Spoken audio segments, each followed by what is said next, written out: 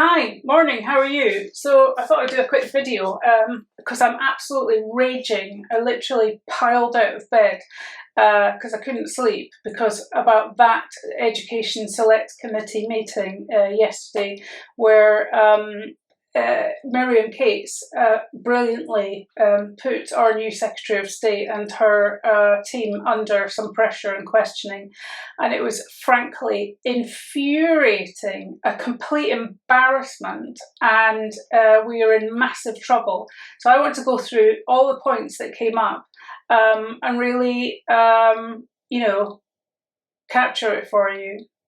The first thing to say is that she's not been paying attention. She's done absolutely no work. I cannot believe she went to that meeting and completely shamed herself because she obviously, I don't know what she's been doing for the last few weeks, because it's not just that, I mean, it literally, this whole debate has been raging for years. So it's not just about the last 6 weeks, Gillian, is it? Unless you've been in an actual coma. What can I say? The trans child. Transgender guidance. So basically what the Department for Education are saying is there is such a thing as the trans child, and they're saying that society is sufficiently changed that they need to not only provide some woolly guidelines for schools, they really haven't heard that there's any particular problem, woolly, and we also need to develop some kind of guidelines for schools on the basis of the trans child.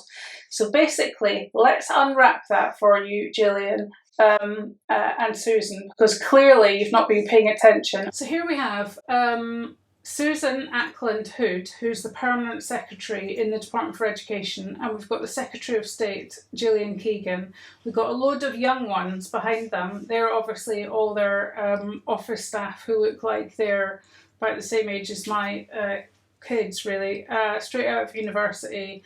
One of whom's got a rainbow lanyard on, which is interesting. But anyway, so here we go. Miriam Cates, God bless her. I don't know what we would do without her. She puts them under a bit of questioning here about a paper that they released called Political Impartiality in Schools, which was in February 2022. Now, I can tell you from all of the letters that I have written and all of the schools that I'm arguing with, every single time I bring up the point about this paper, Political Impartiality in Schools, they don't care. It makes absolutely no difference whatsoever. Because none of them, absolutely zero, present different sides of any argument, because they are basically working with all the different organisations, be it, Stonewall, Mermaids, Educate and Celebrate, the Proud Trust, No Outsiders. Literally every single one has fully captured, fully indoctrinated the schools. There is no other side of any debate put forward to children. There's no gender critical. There is no some people believe in this, some people don't. So they are fully captured, right? So let's have a listen to what they say under questioning. Yes, I've got a few questions about political impartiality in schools. So earlier this year, the department produced guidance around political impartiality in schools. Now, traditionally, we've thought about that as, teachers shouldn't tell children which party to vote for, which party's policies are correct. But obviously, it's a lot more complicated now, which is why the guidance was produced. So the guidance says, it's important to note that many ongoing ethical debates and topics will constitute a political issue. This can be the case even when the main political parties and other parties and groups agree on a view, but there is not a wider consensus in public opinion. Instead, there is continued debate where different legitimate views are expressed. So in other words, teachers and schools shouldn't be teaching as fact political ideas amongst which there is ongoing debate in the population. Have you had any feedback on this guidance? Is it being adhered to in schools? What have you heard back from the sector? I haven't actually, so I will be interested I don't know, Susan, whether you've had any feedback, but I haven't. In my 6 weeks so far, I haven't had any feedback on that issue. We had some general early feedback from our stakeholder groups that it was helpful. Okay, thank you. So you don't need to know that much about body language to know that what was just said there was a good bit of gaslighting. So no, it wasn't well received. It's basically just a bit of junk that went in the waste paper basket. Thank you. So there was a recent report published by Professor Eric Kaufman in Policy Exchange, based on some YouGov polling, that found that 75% of children had been exposed to critical social justice theories in schools. So by that I mean critical race theory, so the belief that the organising principle of society is racism, gender theory, the idea that there are many genders and everyone has a gender identity. And of those 3/4 of British children who'd encountered those theories in schools, 68% said they'd been taught those ideas as fact without alternative views being on offer, or told that the alternative views were not respectable. Now, do you think that the teaching of those theories, which are highly contested and actually don't have widespread support amongst the mainstream of the population, do you think teaching them as fact is politically partisan? I mean, yeah, I guess I do think that. Obviously, the guidance was there to basically try and navigate through some of these areas. The most important thing, and I know this is something that you've been campaigning on as well, and I agree with you on, is transparency. People should be able to see what we're teaching children in schools. Parents should be able to see it. Debate it if there is a debate. There's many things there are a legitimate debate about. There's many things that we'll have differences of opinion about. But that ability to be transparent and to have those debates is fundamental. It's fundamental in our schools. It's fundamental in all of our educational institutions. So I think that is where we really need to focus, and we may need to do more. And I know in particular debates, and in particular, gender and biological sex versus gender, and being able to navigate our way through that quite complex area. We are going to update guidance, and we are going to consult and widely consult, and I'm sure that we'll get a lot of views and a lot of data and inputs from people who've been looking at this and looking at what's happening in school now. So Gillian wants a debate and transparency. There is no debate. There is no transparency. I can rock up to my kids' primary school tomorrow and ask to see all the materials. They will not let me see them. If I do see them and I say, okay, well, I'm not happy with that, they will say, so what? And I can tell you from all of the parents that I've worked for whether it's a church school, it's a multi-academy trust, it's a state school, it's a private school, every single one, so what? There's absolutely no capacity within the system, no recognition that there is another point of view, right? If you go to the anti-bullying and further on in this absolute car crash, she says, oh, we all go to schools all the time. Okay, let's have a look then. Let me have a look at the schools, because I know I've already tagged her in schools that she has visited, because I went through their anti-bullying policies, their equality policy, their RSE policy, their RSHE policies, right? Now, the schools have removed their transparency in many circumstances because they know that we're after them, right? They know that we're looking. But I can tell you straight off the bat, we have all of this mention of transphobia. We have gender identity within their, they put it down as if in the Equality Act section. They'll swap gender, they'll take out sex, put in gender. They'll take out gender reassignment, they'll put in gender identity. I've said this just so repetitively, I'm even boring myself. But what the bigger picture is, and that doesn't come up in any of the discussions, right, is Hilary Cass, who's undertaking, obviously, the big Cass review, has made it incredibly clear, and we have, and I've spoken about this ad nauseum, that if children are in distress, right, with mental health problems, what they need is the capacity and space in order to be able to either be assessed without having a label of being a trans child, because once you give that label to a kid, you're literally signing them up for social transition, which is an active intervention, right? Because we know if that doesn't happen, they're more likely to move through puberty and desist, right? These are kids which are not just bringing one thing to the table. They often have autism, They have various comorbidities with self-harming, with sexual abuse. You know, they might be looked after children from care settings. They might have had a divorce in the family or a family death or, you know, a multitude of other reasons, right? None of which she has any capacity or knowledge or insight into. She just flannels her way through this. Oh yes, we need a bit of transparency. Oh my God! But I think it's wider than that, and there's a reason that, you know, indoctrination in schools is illegal, you know, under Section 406, 407 of the Education Act, and that is because in a democratic society, it's very important that schools who represent the state don't impose political views on children, and so that's why we have these laws. And of course, you know, there is a difference between a teacher telling a student something and the student encountering that particular point of view in the outside world, because teachers are in loco parentis and they have to believe what the teacher says. You know, they're programmed to do it. We want them to do it. Otherwise, what would be the point of going to school?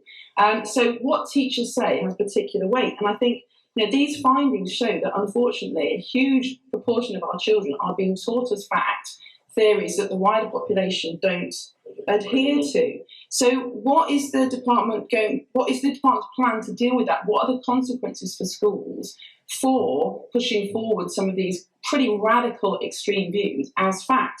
And I think we need to think about what is the consequence further down the line for the rest of the population if children are being taught these theories that the rest of the population don't accept. So what's the plans to make schools accountable on this? The Free Speech Act, right, they get going through at the moment. We know that there are areas where we just need to make sure that we've got this balance right. I don't think we are there yet, and I think there is still part of that journey that we need to go along. But also, I think there are not all settled views. Let's be honest. You know, there are people who have very different views in some of these areas. Right. So Gillian says there's a debate to be had, and clearly that she thinks that debate involves children as opposed to just adults. She's obviously saying that there is a concept of a trans child. So let's take this back to the big picture, because essentially, if you've got the trans child, you've got the trans adult, you've got the trans ideology of healthcare, you have gender identity, which you're saying is a matter of fact and a strong belief for many people.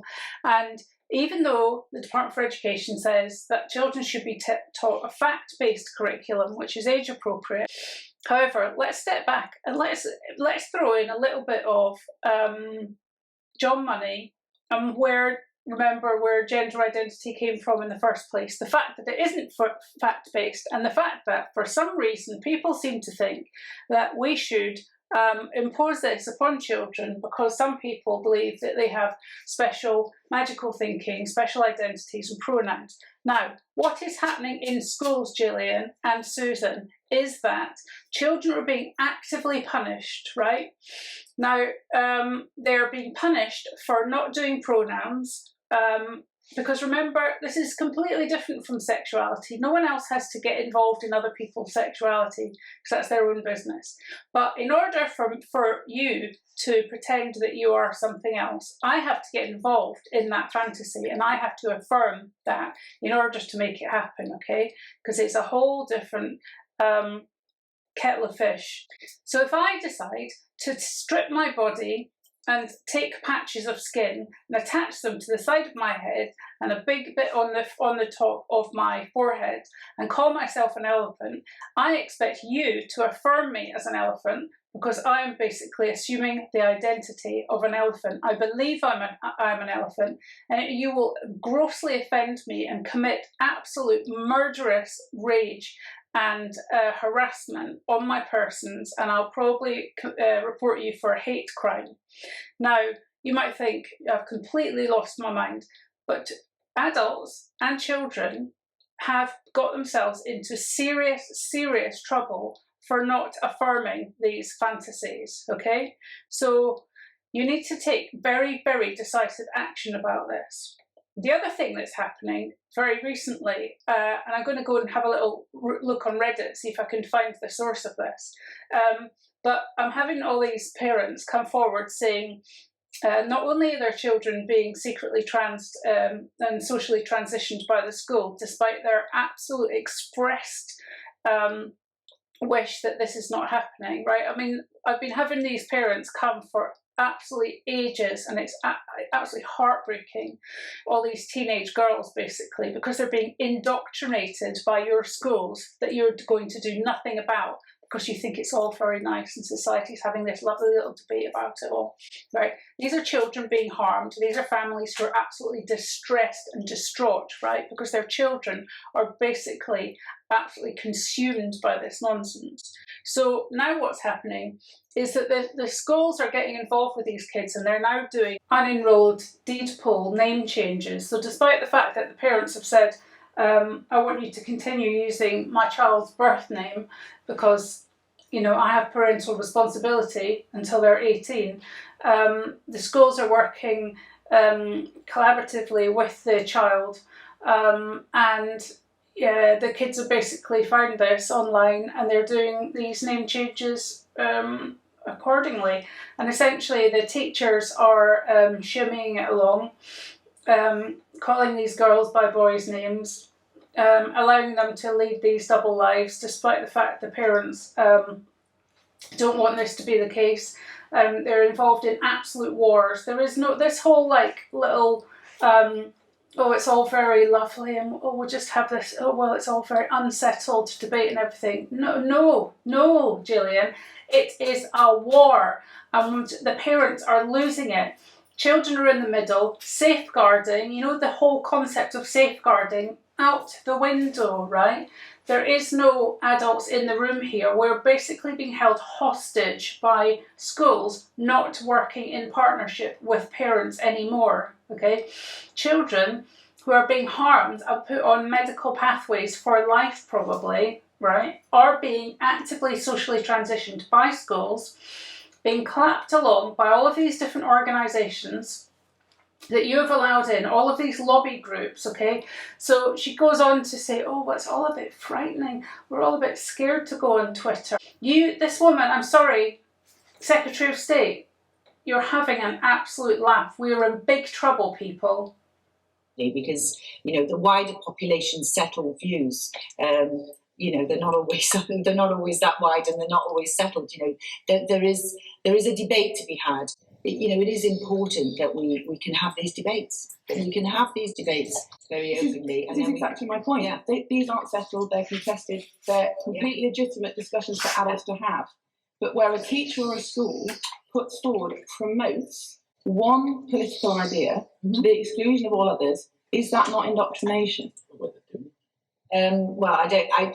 is it indoctrination? I mean, this is why our guidance was there, right, to say that that's what you shouldn't do. And as you said, laws in place. How will schools be forced to adhere? So I think the question is how much of that is looked at in terms of when Ofsted, because that's the regulation, right? So the regulation is how we're updating our, which we're always updating, I know, in terms of Ofsted, but how they look at these issues and look at what is being taught in terms of the curriculum. And as I say, the guidance was received quite well. I think it's important that we are standing behind and helping them to navigate some of those conversations well. The self-congratulatory tone between the two of them, yes, aren't we doing a really good job? I mean, you can see they're completely out of their depth here. I mean, she comes onto Twitter in a minute. I'll save it for you. And a granddad shared with me his utter dismay that his 5-year-old son had come home and said, today we were learning if we were in the wrong body.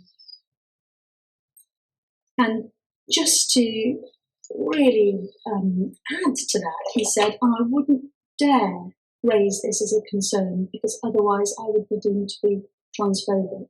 Now, I understand that there is new guidance coming to help schools in this, but of course, all the while, week by week, term by term, schools are still trying to navigate this terrain. What would be your best advice at this point to teachers and parents who are very concerned about what they fear is being taught in schools? Well, I think, you know, the point you raise and the granddad and, you know, his grandson, it's not just schools, right? This is a debate that's broader than that in terms of, you know, this side of the debate. And we're all frightened to go on Twitter, right, in terms of, you know, having any views, because, you know, we've seen very, very publicly and very high-profile people become targeted because of their views on either side of that debate. And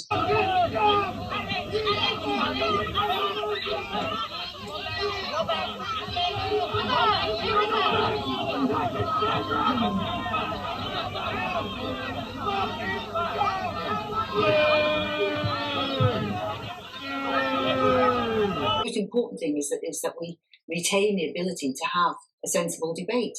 You know, that's really, really important. As you say, we are putting together guidance in this area, and it will be widely consulted on, because the reality is there are different views, and there are opposing views in some ways as well. So I'm just going to stop you there, Gillian. Navigating different views, opposing views, what we have is a massive epidemic of children being harmed, right, by a social hysteria. You need to catch up, you need to get on board, because essentially this is not a both sides situation. We're well past that, okay? You've just woken up. That's unfortunate, but you need to get with the game plan now. You need to get all of those young people on board, get rid of your rainbow lanyards, and start reading some document. I cannot tell you how demoralising that is for parents who are literally in this quagmire of harms being committed against their kids. I mean, we're talking about children getting testosterone off the black market on the internet. We're talking about them planning about having their breasts chopped off. And we're talking about detransitioners who are basically, their bodies are absolutely ruined for life. We're talking about major medical long-term harm. We're talking about children taking perfectly healthy bodies and turning them into a mess for the rest of their lives, basically. We're talking about autistic kids getting caught up in this because they're especially vulnerable to this type of cult-like behaviour. We're talking about social media out of control, basically selling a brand. This is like a new clothes brand that kids are being sold. This is an absolute mental health crisis which has been catapulted out of the COVID lockdown, when they had these youngsters had so much time in their bedrooms, often on social media. We're talking about the biggest medical scandal in decades, and you're still a couple of years behind both sides in it, saying, this is nice, people have different sides, different views. You know, navigating through that complex area, showing compassion, but mostly showing age appropriate as well. I think that's something that, you know, there are some stories that come up. You know, we all hear them from constituents, and you know, I haven't seen it myself, if I'm honest. When I go in schools, I don't know, you know, how prevalent this is, but there are certainly some of those examples which are being raised. Are we concerned that teachers actually have that freedom of speech in their school settings? Because I think there have been a number of cases where teachers have not, in fact, been supported by their schools. I personally haven't heard that. I don't know if the department's got any experience of that. I don't find any problem with any freedom of speech from any of the teachers that I meet with as a constituency MP, I must say. I have very, and in fact, even, let me just say, slightly even more in this role. I haven't seen that, but I wouldn't want to see that. So if that is happening, that's something that definitely, no, that's not. It's a difficult subject, but it's I bring not in going to be Nick made better. and then back to Miriam. So, Nick, a quick one, please. Yeah, no, thank you.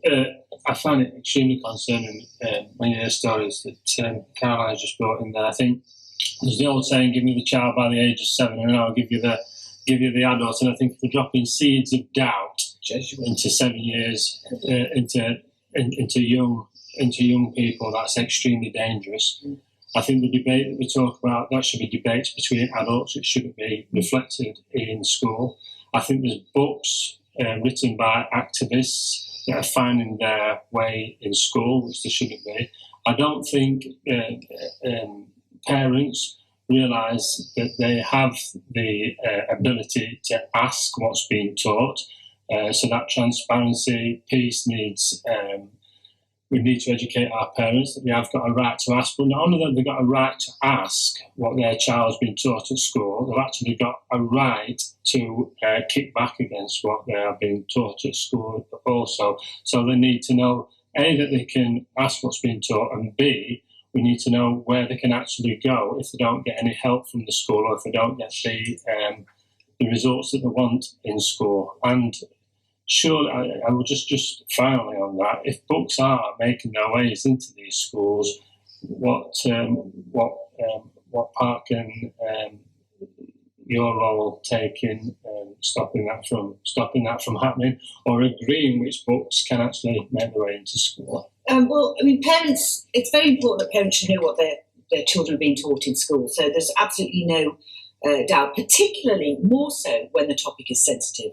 I mean, there was no transgender guidance when we went to school, right? There's no need for transgender, but we have to deal with the world as it is. And the world as it is more complex in some of these factors than when we were at school. But there's clear requirements on schools about providing parents with information about the school's curriculum. We believe that most schools are engaging very actively with parents on this and proactively, but you know, if it's not always the case, then clearly we need to continue to go into highlight those areas where we have concerns, and that's part of the process with parents, part of the process with teachers indeed, and part of the Ofsted process. But there's one thing I want to just make clear, because I think there has been at some point along this journey, which we need to continually improve. I think there was some question about whether schools could show, you know, there was a copyright issue, whether they could show materials. But just to make clear and put on the record, schools can show resources to parents in person without infringing an external provider's copyright in the resource. So wherever it's coming from, they can show that. They should avoid entering into private contracts with commercial providers that seek their right, to restrict their right to show that. So that we've also said, if somebody's asking you to restrict the right to show it, you should very seriously question that. Transparency is really the best answer here. Any parent should be able to see what their child are being taught. And there may be different opinions, by the way, on what's age appropriate. That's the other bit we're going to have to sort of step our way through. Age appropriate. Fantastic. Let's get back to safeguarding. So age appropriate. When is it going to be age appropriate to talk to children about BDSM, about sadomasochistic sex, about pornography, about the fact it's okay to sell your body, about safe choking, about all the other exposures that have happened in the last few years because of opening the door to all these different lobby groups? You are clearly out of your depth here and do not know what's going on. But stepping our way through, using a big dose of common sense and a big dose of transparency and listening to parents as well as teachers is clearly what we're going to do. I'm sorry to press you on this, but it sounds as though the department thinks these are isolated issues.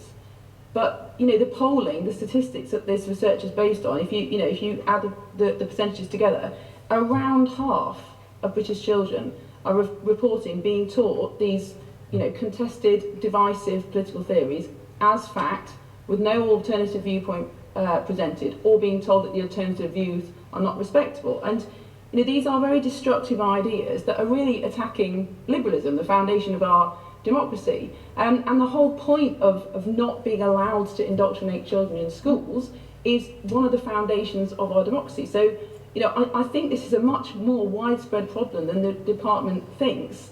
And I think we're getting confused here between, yes, there are wide debates to be had in society, of course, but what is it appropriate to tell a 5-year-old? And I think, and we need to be clear that this new guidance on the transgender issue is based on safeguarding and evidence, and not an attempt to balance contested views amongst children who are not old enough to entertain those ideas. 100%, as I said, there was no need for transgender guidance when we were at school. There is now. That's why we're doing it. We're all the time in schools. Most of us are parents and are, very concerned about this issue. But personally, you know, people have raised issues, but this is not, you know, every school I go into, everyone's outraged with the materials that are being shown. That's not happening. That is not happening. So that, you know, that would give a different view potentially on that. What stories, Gillian? Because clearly if they're not working, you're definitely not listening. I can absolutely categorically tell you that you're not listening. Because if you're thinking that you need transgender guidance, so basically what you're saying is, because we already have, a lot of schools already have transgender policies, and essentially what that means, because they're basically following the books that have been given to them by these organisations, what they've done is they've erased single-sex spaces for girls, they've taken away their security and privacy, they've put in gender-neutral toilets, so we've now got girls frightened of going to the toilet and changing sanitary protection, getting UTIs, cystitis, etc. But you probably don't know or care about that. None of us care about gender-neutral uniforms. If you want to do that, this is not an issue about being gender non-conforming at all, because you know what you're teaching is about regressive stereotypes, sexist stereotypes. We have words being taken away, so schools saying we're no longer going to call children girls and boys, we're going to use non-gendered terms. We've got parents not being allowed into school until they sign contracts at the door saying that they agree to all of the policies, these EDI policies, which is basically all about trans ideology, gender ideology. We have boys turning up at girls' sports day, basically threatening injury, because clearly they have big, strong bodies, although they're pretending to be girls, and schools allowing that to happen. We've got the threat of overnight trips with girls and boys being in dorms.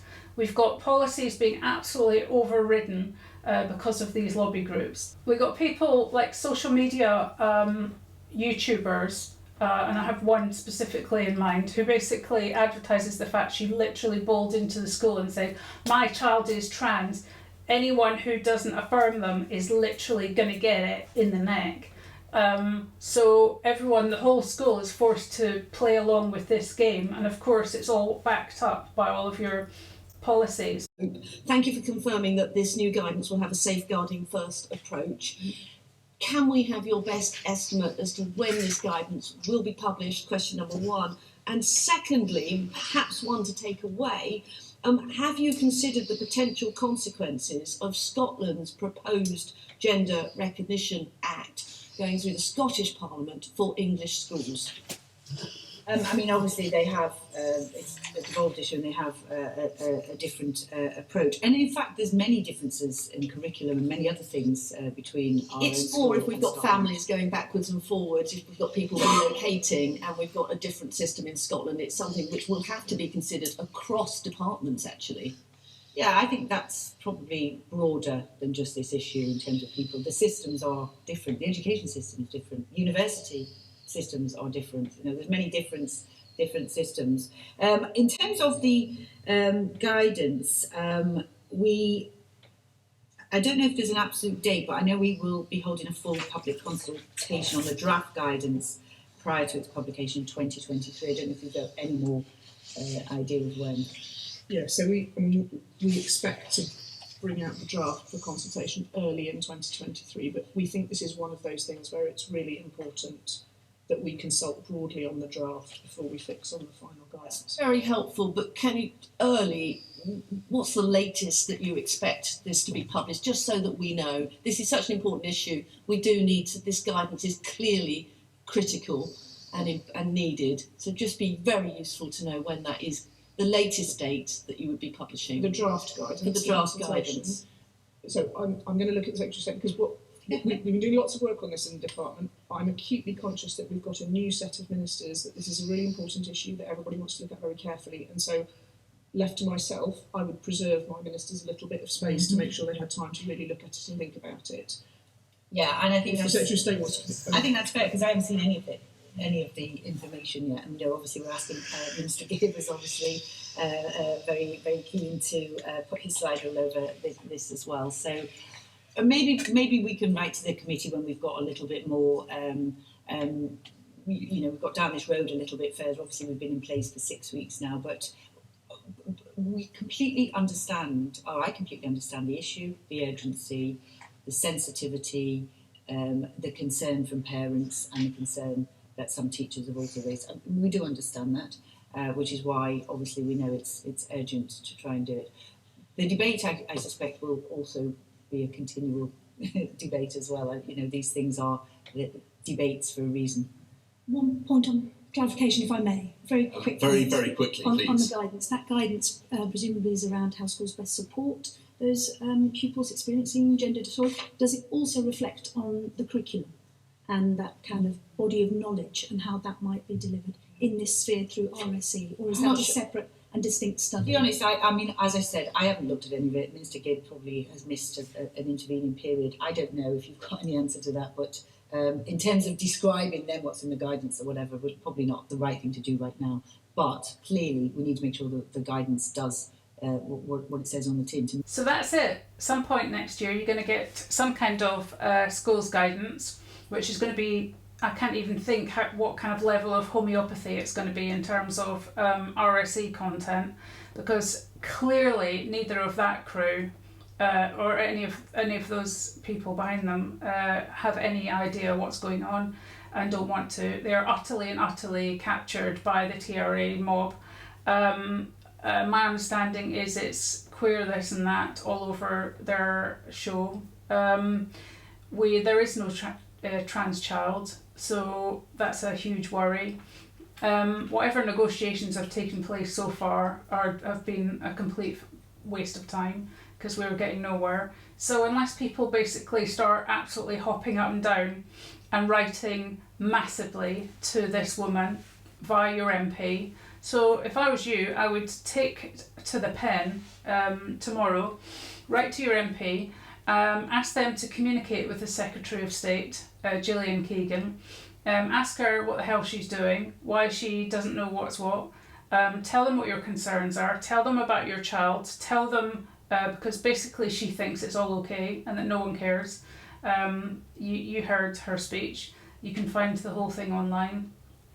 And it's an absolutely unmitigated disaster, basically. I don't know what to tell you.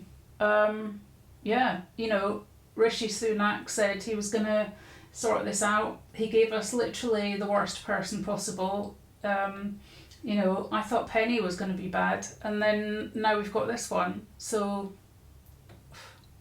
I honestly don't know what to say. Write to Ofsted, pile into your school. You're going to have to stand up to them. You're literally going to have to go in. And if you don't have kids yourself and you're watching these videos, talk to your relatives. You're going to have to start having conversations, because otherwise I don't know how we're going to stop this school to clinic pipeline.